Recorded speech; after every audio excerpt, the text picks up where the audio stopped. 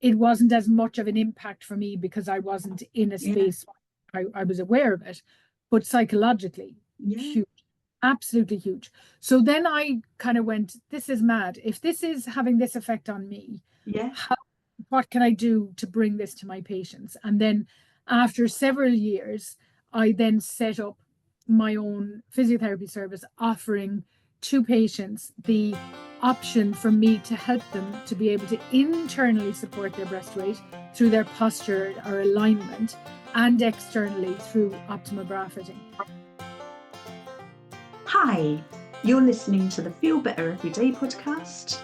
I'm Eva Mazes Cunningham, and I'm here to help you create a life you don't need to retreat from by taking better care of yourself and yourself with an uppercase S, that highest, wisest, truest, most joyful, brilliant, and miraculous part of yourself.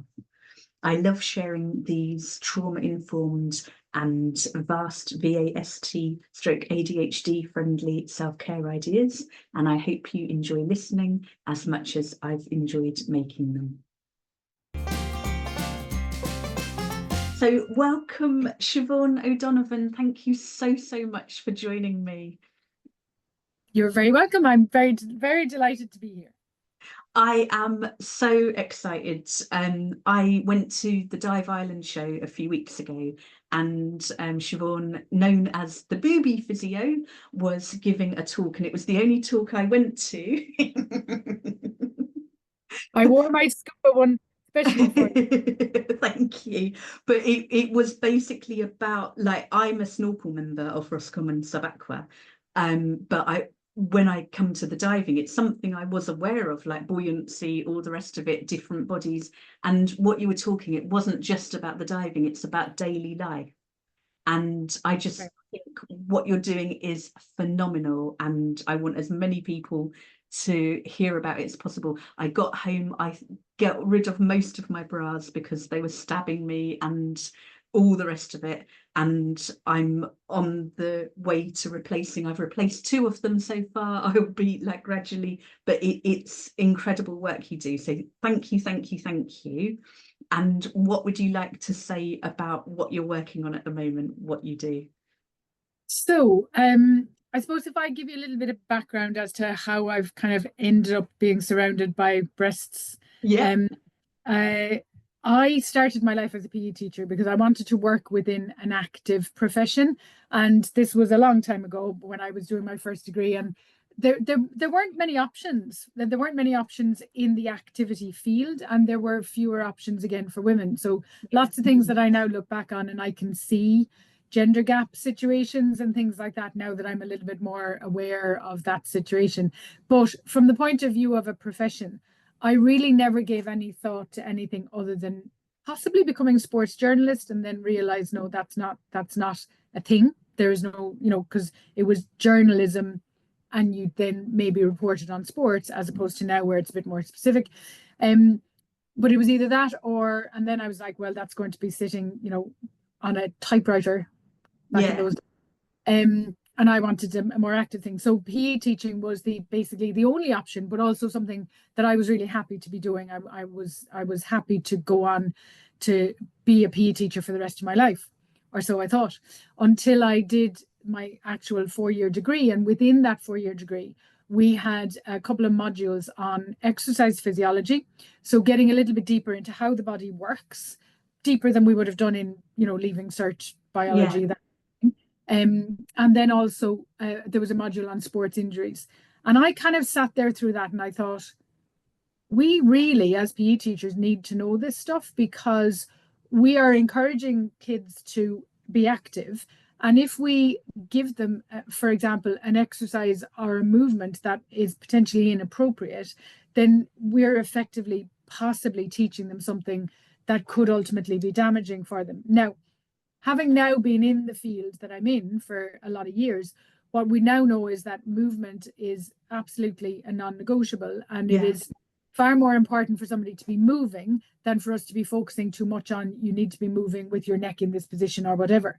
But I've also come a little bit full circle on that, in that we need to be mindful of the way that we hold ourselves, because that does affect how we function. Yeah. That's a bit that I'll come back to when we talk a little bit more about posture. But I did kind of realize that there was the potential for me as a PE teacher to not be informed enough to be providing good quality movement advice. And so after I had finished my degree, I was teaching, I taught in London. And while I was there, I looked into how do I do more about this sports injuries bit. That's where I was focusing on. Basically, cut a long story short, physio degree, 3 years plus a 2-year postgrad in sports, which would have involved me doing a lot of stuff that I didn't have an interest in, and also 5 years on top of 4 years. Financially, that was never going to happen. And then I heard about a master's in the States. And basically, that's what I did. I went over to the States, did a year of prerequisite courses to get onto the master's, then did the master's. And this was back in the early 90s when, flying over to the States was, I'm gone for the year. You're not going to see me for a year, and I'll be lucky if I get back in the year. Very different to what it is now. So that was quite a big move. And I suppose I like one of the things that I'm very proud of the fact that I did, because if I hadn't done, I probably would have been a very happy PE teacher for the rest of my life. But I kind of feel like what I'm doing now is impacting people in ways that are different to what would have happened if I'd stayed in PE. So anyway, while I was over there, the focus very much on what I was doing was on prevention of injuries. So it wasn't just wait for the fire to happen, try and put the fire out. It was, let's not have the fire start in the first place. Yeah. Let's look at people's bodies. Let's look at how they move. Let's look at their lives and how they function, and let's prevent problems. So then when I came back on this side of the water, I was pretty unique in that most people who would have gone on and done a physio degree, it would have been, here are the problems, this is how we treat them. Yeah. And originally, now it has changed, but originally the focus would have been more on treatment.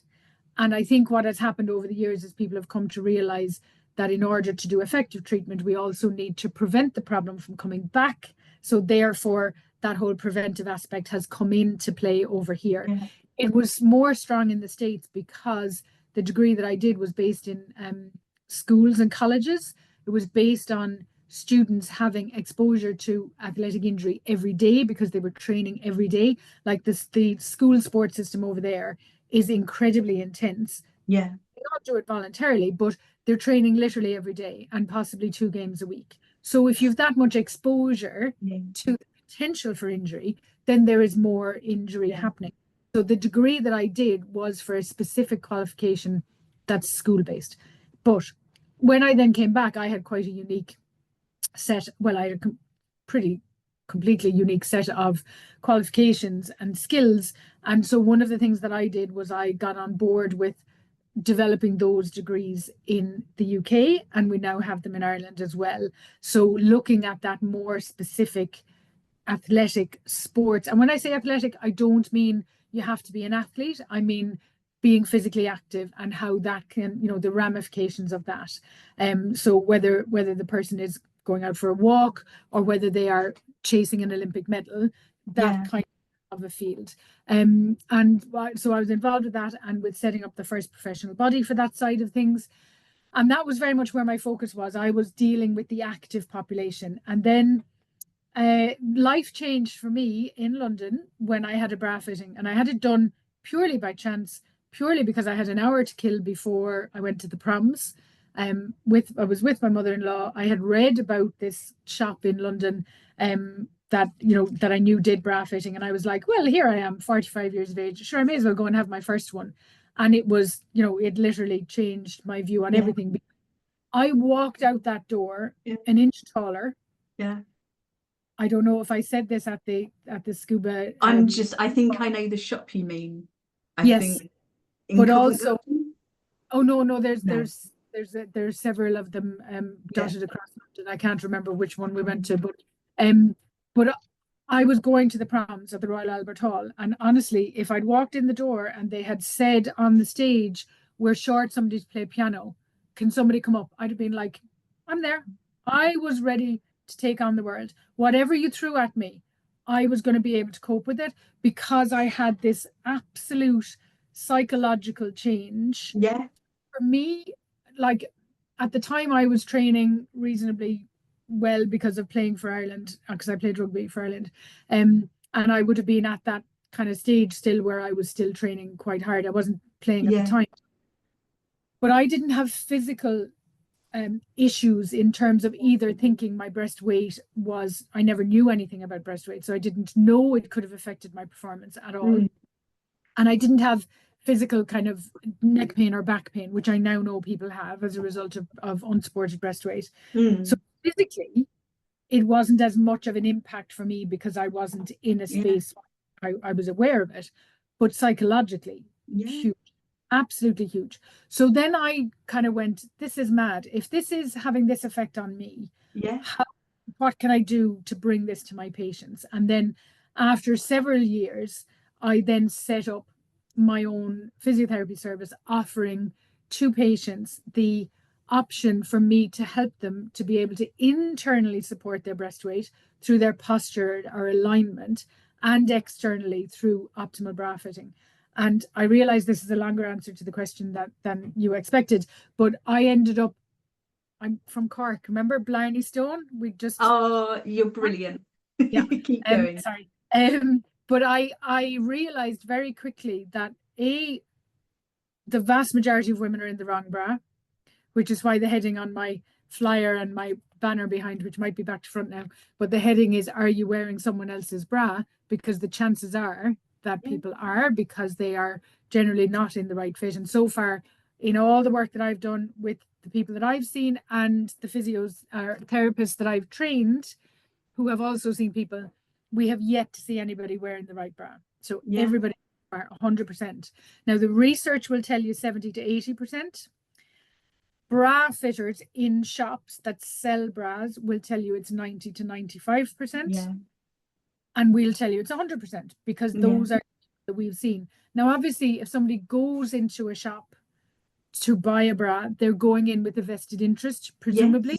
So they may be more aware of the need.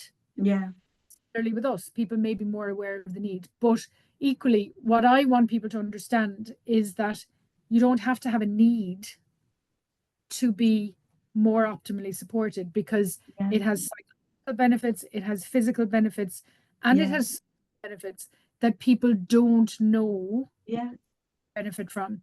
And it's kind of like one of those things, until you experience it, don't understand the difference it can make. But thinking like with my yoga therapy element of my work, and it involved a lot of neuroscience, and you're talking about working with the pons part of the brain, like through the physiology of, you said that inch taller, like you're sending signals of safety to the brain, which then cascade down to the whole system. And it's like, imagine if everyone had that every day, walking into whatever situation, and that feeling of safety to be ourselves and supported. And I love all the puns you use in your I was going to ask about your ideal and actual daily self-care, and you were talking a little bit about the posture. Like, do you do physio for yourself? Do you do any exercises yourself that help you? Yeah, well, I mean, for me, strength training is a really, really important part of everyone's life, should be for everyone, but more so for women, because we have hormonal changes. I mean, men have hormonal changes, but the hormonal changes that occur for us over time, and I'm not talking about just at menopause, because again, now there's a great increase in the narrative on menopause, and it's fabulous that that's happening. But there are hormonal changes with pregnancy. There are hormonal changes through the menstrual cycle. You know, we are constantly fluctuating in hormones. And so one of the things that really helps us, benefits us over life, is to be stronger, is to be in a situation where we can physically do things. And then that has psychological benefits. So, I mean, I needed to move. There was actually it was my husband's dive kit, so they got lost coming back on a flight, and he was away, and they delivered it in a taxi the next day, and I just picked it up out of the back of the car and took it in, and because I'm used to carrying 25 kilograms, that wasn't an issue. And it was a lady taxi driver, it was a female taxi driver. And she came to the door and she said to me, is there somebody here that'll be able to help us with the case? And I was like, no, I'll be fine. And she was kind of jaw to the floor at the fact that Yeah. I was that up and just carry it in. Yeah. And for me, that's something that we all should be able to do. I'm not saying we should be able to lift 80 kilograms, but we should do functional things, because that also gave me a really strong sense of, well done me Yes. to do it. Yeah. But also I wanted to help her to do it, because she clearly needed help to get it into the taxi in the first place, and then had decided as she was driving down, going to need a man to carry it. So that for me was a real kind of, and it happens all the time when I get courier deliveries. So I'll get it for you, and I'll be like, no, that's fine, I've got it. And it's a good feeling to be able to be from that perspective. So for me, strength training is really a non-negotiable. And I think also it ties into what I'm doing as well with the postural side, because and that comes back to what you were talking about. I don't know if you ever read, there was a study that was done quite a few years ago, and then there was a lot of controversy about it, which I'll mention. So it was about what's called the power pose. So basically, Amy Cuddy, going into a bathroom before an interview, standing in the mirror, looking at yourself, bringing yourself up into this position, and that gives you all that neural input that you just mentioned. Increased testosterone, lower cortisol after just 2 minutes, and the results last for hours. Yeah. So where it was controversial was that they did saliva testing looking at the hormonal responses, and what has been acknowledged by the author since then is that saliva testing was not accurate or not potentially reliable, and she got absolutely slammed by people saying that's not the case, that it doesn't happen like that, it isn't accurate. But the point of what she was doing, let's take away the saliva testing. The point of what she was doing was, I would challenge anybody to go into this, what she called the power pose, and not feel confident. And we have research showing that posture and mood are inherently connected. So if somebody sits in a slouch position, they find it easier to recall negative memories, and they find it harder to recall positive thoughts. Whereas if they're in a more upright position, the positive thoughts are easier and the negative thoughts are harder. So we know that what they called in that study, the power pose, is a positive situation. And aside from the psychological side of it, there's a social side of it as well, which is, a lot of the women that I speak to don't want to go out because they don't want people looking at their breasts. They don't want to be active because they don't want their breasts moving, and therefore they don't want to be catcalled if they're running down the road. They will avoid exercise because, and very often in high school, in teenage, kids can be very cruel. And this is not, I'm not pointing the finger at boys here, because girls can be equally unkind to each other. But a lot of girls will drop out of sports in teenage years because of breast movement. And this is now something that we know. Again, we have research showing this. But until we'd acknowledge that that's a thing, then there's nothing being done to try and change that. But the other social side of it is things not related to activity at all. Not going to the party because you don't want somebody to be looking at you. Not going because you don't have clothes that you think hide your breasts. Wearing a scarf that hangs down, that literally hangs down, because people think that detracts from their breasts. When in fact, actually what it does is it draws attention to them, and being better supported actually decreases their visibility in a way, So this is what's also been really interesting, is that where we have had larger breasted women who've come in, and one of the things that I would say to them, that one of our goals is to bring your breasts more front and center. Because when breast tissue is poorly supported, it sits underneath your arms. And if it sits underneath your arms, then your clothes hang down in a block.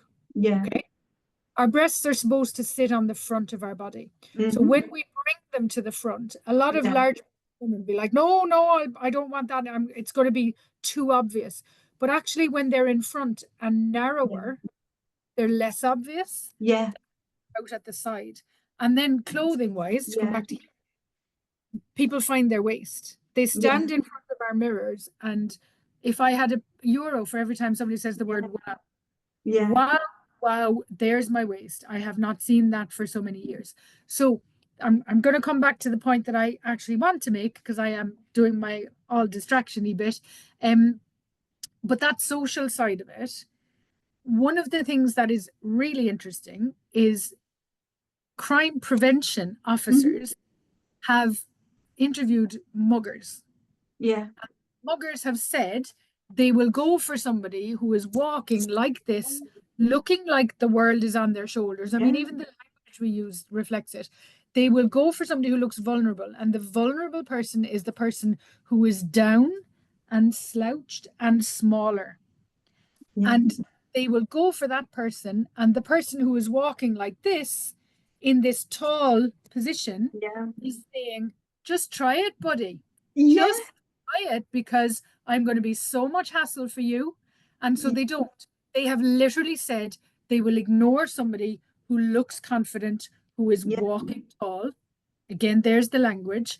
Somebody who's walking tall, looking confident, looking like they own the world, that person they will ignore, and they will go and find the vulnerable person. So from the point of view of I mean, it's a terrible conversation to be having, but decreasing your chances of being mugged Yeah. up here. And that's not even talking about all the psychological benefits. Absolutely. Yeah. That's wonderful. And I was thinking also, like, when I heard you talking at the dive show, and I was thinking, like, with ADHD, with sensory issues, with bras feeling so uncomfortable, and like you said about wanting to get out your bra by 4 p.m. if you're wearing a badly fitted bra, and I'm thinking 4 p.m. try 9 a.m. I hate them and I need them. And then it was like going and getting a couple of bras where I don't feel like that, and the impact, but also like thinking with trauma histories and knowing how I used to feel, and what you're saying, that like standing tall, like we know it boosts our mood, we know it improves our confidence, it helps us feel more embodied, more safe, Yeah. And to like face the world without fear, to take up space, especially as women when we're conditioned to be less. And yeah, I just love that you're doing this work. I absolutely love it. But thinking, I'm getting distracted now. I'm getting Sorry, like I have this effect because I just So just to reinforce what you said there about the wanting to take your bra off at 4 o'clock. So one of the things that we know, and I've done, I started this off doing the research to make sure that what I was going to be offering to my patients was going to be evidence-based, because yeah, as you know, as physio is a very evidence-based profession, and medically, and so it should be. But equally, just because the research isn't there doesn't mean it hasn't been done yet. So yeah, there's also that side of things. And to be honest, what's happened is that I've connected two disparate fields, in that I've connected posture and physiotherapy yeah, with the lingerie industry. So we know from the lingerie industry that millions of women are in poorly fitting bras, and we know from the physio side that there are psychological issues that people have that are related to posture, but also there are physical issues that people have and women have in terms of yeah, upper back and pain. We know more women yeah. have back pain than men, and you read the research, and the research will give you all sorts of different reasons for it. Nobody in the research has mentioned the two elephants in the room. Which is astonishing, isn't it? You had at your talk, you had like you're like, come feel my boobs at the front of the room with your, were they latex? Were they silicone? Silicon. They're Yeah. silicon. And just the weight, they were quite small but very heavy. And it's like, oh wow, yeah. It's And they were actually, I don't think I said this to you guys, they were actually smaller yeah, in weight, yeah, lighter in weight than what is now being considered to be the average. yeah, And I worry about the word average, because I worry yeah, about how they get that. But the I'm gonna say it is likely to be reasonably accurate. And they felt pretty heavy, didn't they? yeah, yeah, But that's what we literally carry around all day. but we Yeah. don't necessarily appreciate that. So those two breasts that you Yeah. felt, those silicone breasts, were 1.4 kilograms. And that would be somebody who would be in a 34 double D. Yeah. If you sister size that up to a 36, you're going up to a 36D, 38, that would be a 38B. So if you then add a cup size to that, Yeah. add several cup sizes to that, 40 double G. yeah, then the actual weight Yeah. is increasing exponentially there. So women will carry 3.5 kilograms around on their Yes. chest all day and not be aware of that. And yet, if somebody Yeah. said to you, here's 3.5 kilograms, walk around with that all day, you'd be like, give me something to hold it with. It's a small cat, isn't it? It's It was a Jack Russell, wasn't it? A Jack Russell? Not a small cat, a fairly big cat. But yeah, it is far more weight than we realize. Yeah. But because it's integrated into our body, you know, Yeah. if you put your hands underneath your breast and just kind of hold it there, Yeah. you're not going to feel like that's 3.5 kilograms. Yeah. But actually, if they were extracted, the amount Yeah. of breast volume and breast weight in there would be equivalent to a significant weight. So that's why we need to support it, and we need the support to be not just external, which is what the bra does, but Yeah. also internal, which is what we do with our bodies. So we have an opportunity to make the bra fit more sustainable Yeah. and more accurate. So actually, if I sit like this and I put a bra on me, it's going to look quite different to if I sit like this, Yeah. because I'm filling the cup now, Yeah. and here I'm not filling the cup anymore. So the way it looks on me is going to be different based Yeah. on what I physically do. So not only is that power pose, or Yeah. whatever you want to call it, power posture, not only is that massively important from a physical perspective, because we're stacked, therefore we are in less provocative situations, like having our neck be kind of forward here, which can then Yeah. affect the here and cause tightness here. So we do lots of things to compensate in our bodies that we don't realize we're doing. Yeah.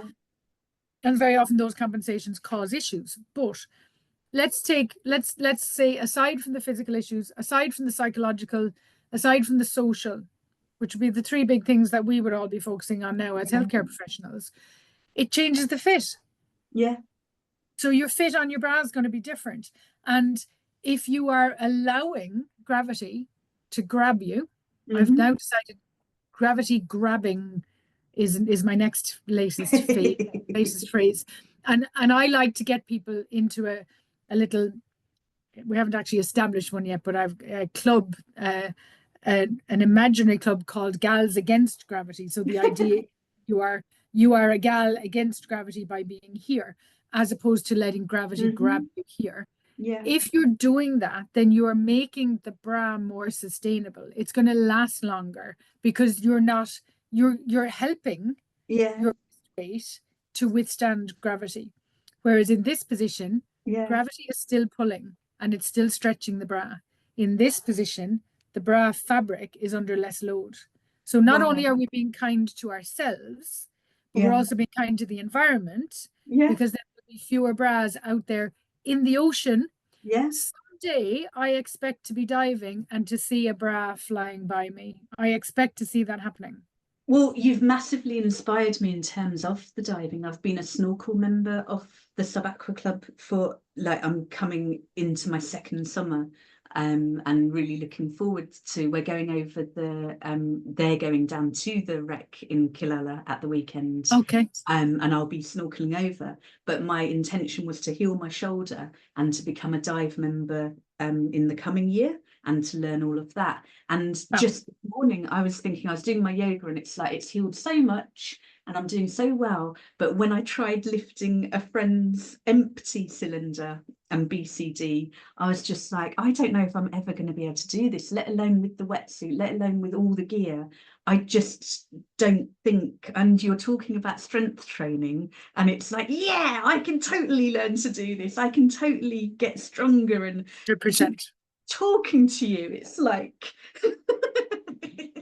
it's brilliant. You can. Yeah. And you know, I mean, don't underestimate lifting an empty cylinder. Yeah. Because that's 12 kilograms. You know? So again, people are kind of like, people don't appreciate how much the sport of Yeah. diving, where you're involving cylinders, it is a strength training activity to be able to carry that stuff. Now, obviously, when you're in the water, it's weightless, so that's a different situation. But you have to get into the water, you have to get it to the boat, you have to get it to the slip, you have to get it there somehow. You know, and so it is a very important part of being a good diver, is to be strong enough to be able to do that. Because also, if you're strong enough to be able to carry those loads, then you're working your back muscles. And if you're working your back muscles, then your trim is going to be better, as opposed to being in this position. When you're in this position, because your boobs are buoyant, your body is constantly going, I need to do that. And then you're dropping down again. And then your body is saying, or at least your brain, because now you're looking at the deep end, now your brain is going, but I need to get my head up. So to get my head up, I'm going to move my whole body. And that doesn't need to be the case, because then that's loads of people getting, you know, obviously I know this is dive specific, but no, but it's working harder. And it's the working harder. You're talking about diving, but ultimately it's in every area of our lives, the working harder without that automatic support. And I hope that people listening and watching will get proper fitting and like kind of talk to your trained physios. But before we go on to that, I want to ask, I know we're going to do a little bit of a deeper dive for the Soul to Soul Circle members, but I'd love to know, what advice do you wish you could give younger you? And it might have been before that bra fitting where you learnt to, where you immediately felt an inch taller. But when you think about everything you've learnt, what do you wish you could send back in way of love, compassion, wisdom, information? I think the biggest thing for me that I've become aware of as I've become older, I'm not sure if I'm wiser, but certainly older, is having the confidence to advocate for yourself and for others. So I'm primary carer for my mother, who is 94 and wonderful. But I have been in situations with her, in medical situations, where if I didn't have the knowledge that I had, I wouldn't have had the confidence to question, or to not necessarily challenge, but sometimes challenge, in order to make sure that situations for her were going to have the most positive outcome. And I think that's given me, and that's something I do for all my patients. Like literally before we came on here, I have been seeing a consultant today, and I had hoped to go to the appointment with her, but unfortunately I couldn't. And I was just messaging her saying, don't forget to ask this. This is important that you find this out. You need this information. So sometimes patients don't know enough themselves to ask the question. And then they come out afterwards and they're like, oh, I wish I had asked this, or I wish I had asked that. So I will always suggest to somebody, if you're ever in a, I know this has again gone off the point a little bit, but if you're ever in a medical consultation situation, before you go, sit on your own with no distractions and ask yourself, what do I want to know when I'm leaving? Because you don't want to be thinking of those questions after you leave. So that's part of advocating for yourself, because in order to be able to advocate for yourself, you need some information about yourself. And so take a step back from that.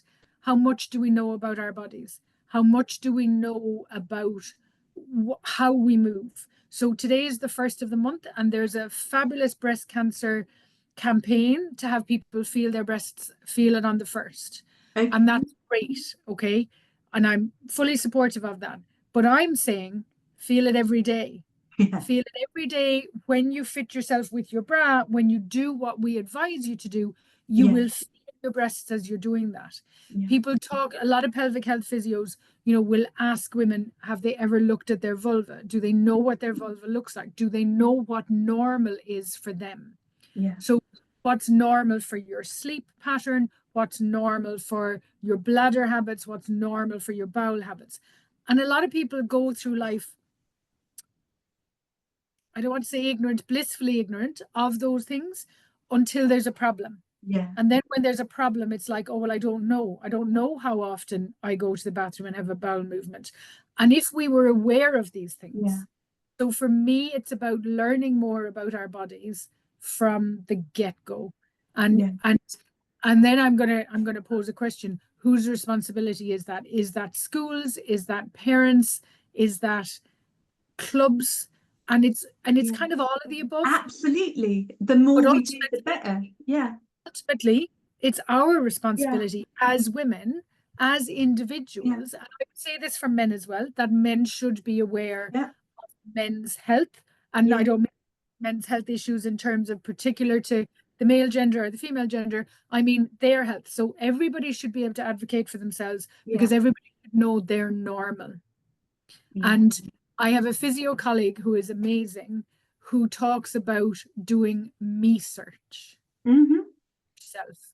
And I I think love that's it. a brilliant phrase. I love Yeah. that phrase. So do your own me search so Yeah. you know your habits, you know your body's responses to things, Yeah. and then you are fully informed, and you can also identify things. So to come back to my full circle, Yeah. you can prevent things from happening if you become aware of something. So you might feel, something that doesn't feel right. You get it checked out. I It sounds like I'm in taxis all the time, but I had to take a taxi this morning, and I had a male taxi driver, and he asked me what I do, and then he said, "What field do you specialize in?" And I told him, and he said, "I had a bit of a swelling on my breast, and my wife, a nurse, made me go to the Yeah. doctor." And he wouldn't have done that if she hadn't been a nurse. Yeah. As it turns out, it was fine, but that's really important that Absolutely. anything that is different should be checked. Better Yeah. to check it and have it be cleared than to ignore it and have it become something that, people will at a later stage regret that they didn't look Yeah. at earlier. So we have to know our own bodies. That was a very long answer to that question. That's been so gorgeous, and you're going to stay with me for the Soul to Soul Circle, and I'm going to ask you about your strength training if you are happy to share that. And I just want to say for now, thank you so much for joining me. You're very welcome. It's a pleasure.